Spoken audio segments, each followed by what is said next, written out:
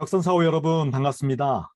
주님의 은혜 가운데 여러분 모두 항상 건강하시고 매일매일 하나님의 평강이 벽산 공동체와 여러분 가정 가운데 함께 하시기를 기원합니다. 오늘의 본문 말씀 보시겠습니다. 신명기서 8장 11절에서 14절 말씀입니다. 오늘 내가 당신들에게 전하여 주는 주님의 명령과 법도와 규례를 어기는 일이 없도록 하고 주 당신들의 하나님을 잊지 않도록 하십시오. 당신들이 배불리 먹으며 좋은 집을 짓고 거기에서 살지라도 또 당신들의 소와 양이 번성하고 은과 금이 많아져서 당신들의 재산이 늘어날지라도 혹시라도 교만한 마음이 생겨서 당신들을 이집트 땅 종살이하던 집에서 이끌어내신 주 당신들의 하나님을 잊어버리는 일이 없도록 하십시오. 아멘. 우리들은 개인으로서나 직장인으로서 성공하고 싶은 강한 열망을 가집니다. 이런 이유로 인터넷에서 성공에 관한 명언을 검색해보며 수많은 명언들이 소개됩니다. 그중에 영국의 정치가이자 작가이기도 하였던 윈스턴 처칠의 명언은 아주 자주 인용이 됩니다. 성공이란 열정을 잃지 않고 실패를 거듭할 수 있는 능력이다. 또 이렇게 번역할 수도 있습니다. 성공이란 열정을 잃지 않으면서 한 가지 실패에서 또 다른 실패로 나아가는 능력이다. 아주 통찰력 있는 격언입니다. 처칠의 인생 그 자체를 잘 요약해주는 격언이기도 합니다. 그는 정치적으로 대단한 야망가였습니다. 그러나 그는 실패와 성공을 반복하면서 결국 영국의 수상 자리에 올랐습니다. 정치적으로 성공한 것이지요. 그는 정치적으로 보수당과 자유당을 오가면서 자신의 정치적 입지를 다져갔습니다. 그는 보수당 의원으로 활동하다가 보수당이 자신과 맞지 않는다는 이유로 자유당으로 당적을 바꿨다가 다시 보수당에 입당하였습니다. 때문에 당시 보수당계 정치인들에게 처칠은 배신자로 낙인 찍혔습니다. 이후 정계에서 퇴출되었지만 다시 정치에 복귀하였습니다. 처칠의 정치적 능력은 2차 세계대전 때 아주 잘 입증되었습니다. 1933년에 히틀러가 독일의 정권을 잡고 군사력을 강화하자 처칠은 나치 독일이 영국을 공습할 것을 대비해서 공군력을 강화해야 한다는 의견을 냈지만 그의 의견은 영국 정계에서 무시되었습니다.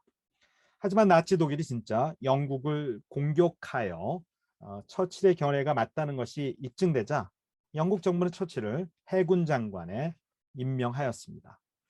1940년 당시 수상이었던 네빌 체인벌린이 외교 문제에 책임을 지고 사임하자 처칠은 그가 그토록 원했던 영국의 총리로 임명되게 되었습니다. 이후 처칠은 강력한 지도력으로 나치 독일의 영국 본토 항공전을 막아내고 연합국의 승리를 가져오는데 아주 중요한 역할을 하였습니다. 그는 종전 후 2차 세계대전 이후 실시된 총선거에서 승리할 것을 자신했는데 그럼에도 자신했지만 그가 이끄던 보수당 정부는 결국 노동당에게 패하고 말았습니다. 그는 실패했습니다. 그러나 좌절하지 않았습니다. 야당 당수로 보수당을 이끌던 처칠은 1951년 선거에서 승리하여서 다시 총리에 임명되었습니다. 그의 건강이 약해지자 처칠은 1955년에 총리직을 사임하였습니다. 하지만 그는 평의원으로 1964년까지 활동하다가 이듬해인 1965년 세상을 떠나게 됩니다. 그의 삶은 그의 격언을 그대로 보여주고 있습니다.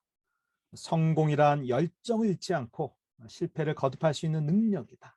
그는 대단한 열정을 가지고 어떠한 실패에도 굴하지 않았고 여러 번의 실패가 있었지만 좌절하지 않았습니다. 그의 정치적 성공의 비결은 바로 이 점에 있었습니다. 처칠은 신앙적인 차원에서는 좀 문제가 있는 사람이었습니다. 젊은 시절에는 기독교 신앙에서 멀어졌고 나이가 들어서는 불가지론적인 입장을 취하였습니다. 불가지론이란 우리 인간은 하나님이나 궁극적인 존재를 인식할 수 없다는 입장입니다. 이성적인 입장에서 서 있기 때문에 하나님을 믿고 받아들이는데 어려움이 있었습니다. 그러나 분명 처칠의 격언은 우리 모두에게 인생의 중요한 통찰력을 전해주고 있습니다. 저는 처칠의 격언을 보면서 성공과 실패의 관계에 대하여 생각해 보았습니다. 처칠의 삶은 성공과 실패를 반복하면서 정치적으로 최정상으로 나아가는 삶이었습니다.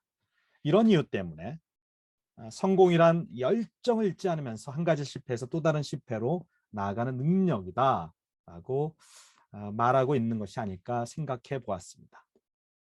그런데 성공 자체가 때로는 실패의 원인이 되기도 합니다. 현대 경영학의 아버지라고 불리는 피터 드러커의 명언 중에 이런 말이 있습니다. 어제의 성공 요인이 오늘의 실패 요인으로 작용한다. 경영학자들은 이런 이야기를 많이 합니다. 소비자들의 욕구는 엄청난 속도로 변화하기 때문에 작년의 성공 전략은 오늘의 실패 전략이 될 수도 있다. 이러한 환경 속에서 기업은 변화하는 기업과 사라지는 기업 두 가지로 나뉜다고 분석합니다. 기업 내에서 가장 변화가 어려운 사람들은 역설적이게도 과거에 탁월한 실적을 낸 개인이거나 조직이라고 또 이들은 분석합니다. 드러커가 말한 것처럼 어제를 강화하는 것은 내일을 약화시킨다는 것입니다. 우리는 성서에서도 이러한 인물을 만날 수 있습니다. 사울이 그러한 사람입니다. 사울은 사무엘 선지자의 기름 부음 받음을 통하여서 이스라엘의 첫 번째 왕이 됩니다. 그는 위대한 장군이었습니다. 이스라엘 민족 주변을 둘러싼 외적들이 침입하였을 때 지략과 용맹으로 그들을 물리쳤습니다. 사울은 암몬 족속, 블레셋 족속, 모압 족속, 아말렉 족속들을 쳐부숨으로 왕권을 확립하고 군대 조직을 완비하여서 나라의 기틀을 마련하였습니다. 그러나 과거 전투에서의 승리가 미래의 승리를 보장할 것이라고 그는 잘못 믿고 있었습니다. 결국 그는 블레셋과의 길보아 전투에서 최후 일전을 벌이다 중상을 입자 스스로 자결하여 생을 마감하였습니다. 피터 드러커와 같은 경영에 조언하는 이들은 힘들고 어려운 시대에 가장 위험한 것은 과거의 승리의 논리로 이 새로운 시대의 도전에 대처하는 것이라고 합니다. 좋은 조언입니다. 그러나 신앙적인 차원에서는 한 걸음 더 들어가야 합니다. 우리 중심에 누가 있는가라는 질문이 반드시 제기되어야 합니다. 한 번의 실패가 영원한 실패를 의미하지는 않습니다. 마찬가지로 어제의 성공이 반드시 오늘의 성공으로 이어지지도 않습니다. 어제의 승리가 오늘의 승리를 보장하지 않습니다. 앞에서 말씀드린 것처럼 오히려 어제의 승리 요인이 오늘의 실패의 원인이 되기도 합니다. 신앙적인 차원에서 우리는 성공과 실패를 보는 기준이 변해야 합니다. 모든 것의 기준을 우리는 하나님께 두어야 합니다. 성공한 일이 있어도 우리는 겸손해야 합니다. 실패한 일이 있어도 우리는 두려워하거나 낙심하지 말아야 합니다. 어제의 성공에 겸손한 사람은 새로운 일에 임하는 태도와 자세가 다릅니다. 어제의 성공 때문에 자만해지지 않고 신중하게 임합니다. 하나님께서 이전의 성공 속에서 어떻게 역사하셨는지 기억하며 항상 자신을 돌아봅니다. 새로운 도전이 닥치면 과거의 승리의 공식에 의지하지 않고 하나님께서 함께 하심을 겸손히 구하면서 새로운 도전에 새롭게 대처합니다. 이것이 바로 신앙적인 성공의 길이라고 본문 말씀인 신명기 8장은 잘 이야기해 주고 있습니다. 신명기서는 모세가 가나안 땅으로 들어가고 있는 이스라엘 백성들에게 하나님의 말씀에 근거하여 당부하는 교훈의 말씀입니다. 모세는 다음과 같이 말씀하고 있습니다. 당신들이 마음속으로 이 재물은 내 능력과 내 손의 힘으로 모은 것이라고 생각할 것 같아서 걱정이 됩니다. 그러나 주 당신들의 하나님이 당신들의 조상에게 맹세하신 그 언약을 이루시려고 오늘 이렇게 재산을 모으도록 당신들에게 힘을 주셨음을 당신들은 기억해야 합니다. 가나안 땅은 젖과 꿀이 흐르는 약속의 땅이었습니다. 이 땅에 들어간다는 것은 이스라엘인들에게는 놀라운 성공의 경험이었습니다. 그러나 모세는 성공의 경험 때문에 이스라엘 백성들이 교만한 마음이 생겨서 놀라운 일을 하신 주 하나님을 잊어버릴까 걱정하고 있습니다. 여기서 잊어버린다는 것은 반드시 하나님을 안 믿는다는 것을 의미하지 않습니다. 하나님을 믿지만 하나님을 중심으로 믿지 않는 것이지요. 하나님이 우리 삶의 구석으로 밀려난 경우가 바로 하나님을 잊어버리는 것입니다. 모세는 신명기의 교훈을 통하여서 우리가 가는 모든 길에 이루어진 일들은 하나님이 이루시고 하나님께서 인도하시고 복을 주신 것임을 잊지 말고 항상 겸손한 마음으로 미래를 맞이하라고 가르치고 있습니다. 과거의 성공의 경험 속에서 항상 하나님께서 함께 하셨음을 고백하며 새로운 도전에 겸손하게 대처하라는 것입니다. 과거의 어느 영역에서 성공했다고 생각하는 사람이나 조직은 진정한 성공의 이유를 모두 자기 자신이나 자기 조직에서만 찾습니다. 예전의 성공의 경험은 새로운 도전에 창의적이고 새롭게 대처할 능력을 약화시키는 것입니다. 이뿐 아니라 예전의 성공의 경험은 우리 스스로를 믿게 하는 자만에 빠지게 합니다. 이 자만심은 신앙적으로 아주 큰 문제를 일으킵니다. 이 자만심은 하나님의 은혜를 잊어버리게 하고 또 하나님께서 간섭하심을 잊게 하며 나아가 오늘과 미래의 잘못된 그런 결정의 원인이 되게 됩니다. 하나님을 믿는 신앙에는 모든 일을 판단할 때 눈에 보이는 것을 넘어서서 더 높은 차원에서 판단할 줄 알아야 합니다. 바로 영적인 시각입니다.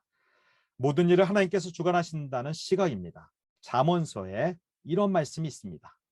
너희의 마음을 다하여 주님을 의뢰하고 너희 명철을 의지하지 말아라. 내가 하는 모든 일에서 주님을 인정하여라. 그러면 주님께서 내가 가는 길을 곧게 하실 것이다. 우리의 과거의 경험이 위험한 이유 중 하나는 우리 자신을 지혜롭다고 생각하면서 우리의 명철과 우리의 판단을 의지하기 때문입니다. 이러할 때 과거의 성공 요인이 오늘의 실패 요인으로 작동하는 것입니다. 격선사호 여러분, 어제의 성공 요인에 집착하면 우리 자신의 중심성에 빠지게 됩니다. 새로운 도전에는 새로운 창의적인 접근이 필요할 뿐 아니라 항상 겸손하게 하나님의 인도하심을 구하는 태도가 중요합니다. 우리 신앙인은 지금까지 하나님께서 우리를 인도하셨음을 기억하면서 어제의 성공 요인을 뛰어넘어 새롭고 겸손한 자세를 가지고 어떠한 어려움도 지혜롭게 이겨나가시기를 기원합니다. 그러한 자세 속에서 여러분 개인적으로나 회사 전체적으로 모두 형통한 길로 나아가시기를 주님의 이름으로 축원합니다. 우리 함께 기도하시겠습니다. 사랑과 은혜의 주 하나님, 우리가 지금까지 걸어온 길을 돌아보며 개인적으로나 회사 차원에서 모두 하나님의 놀라운 은혜가 있었음을 고백하며 감사를 드립니다. 주님, 우리 벽산 사우들 과거의 성공 요인에 집착하다가 새로운 도전에 어리석게 대응하는 그런 모습이 되지 않도록 인도하여 주시옵소서. 겸손하게 하나님의 인도하심을 구하는 가운데 하나님 안에서 슬기롭게 새로운 어려움에 대처하는 가운데 그 모든 것을 아름답게 이겨가도록 인도하여 주시옵소서. 예수님의 이름으로 기도하였습니다. 아멘.